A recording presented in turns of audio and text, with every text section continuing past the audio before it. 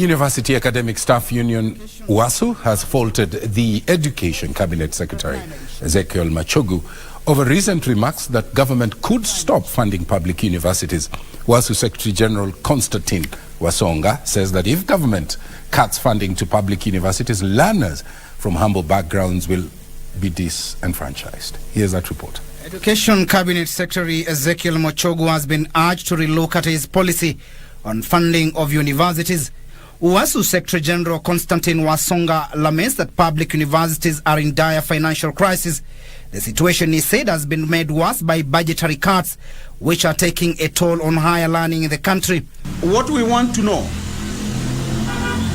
what did the CS Ministry of Education mean when he said that the government would not fund universities? Wasonga says any attempts by the government to cut funding to public universities will give such institutions green light to charge fees as they wish, a move that will disenfranchise economically disadvantaged students. Now, has he given public universities free will to charge fees at market rate? Because private universities, where they take students, charge fees at market rate, and also they sponsor students and take capitation there.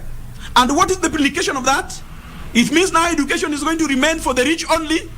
Wasonga also faulted CS Machogu for suggesting that public universities should fund the activities from their own source revenues, saying such institutions are only owned by the government, which has a responsibility to fund them. He promised to increase technical universities from 3 to 8.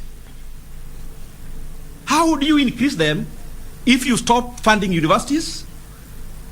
The president also committed to bridge the gap of funding higher education from the current 80, and he promised to increase it by 45%. The next thing that he promised the higher education community was to increase research funding from 0.8% to 2% of the GDP. Timothy Kipnosu for Prime Edition.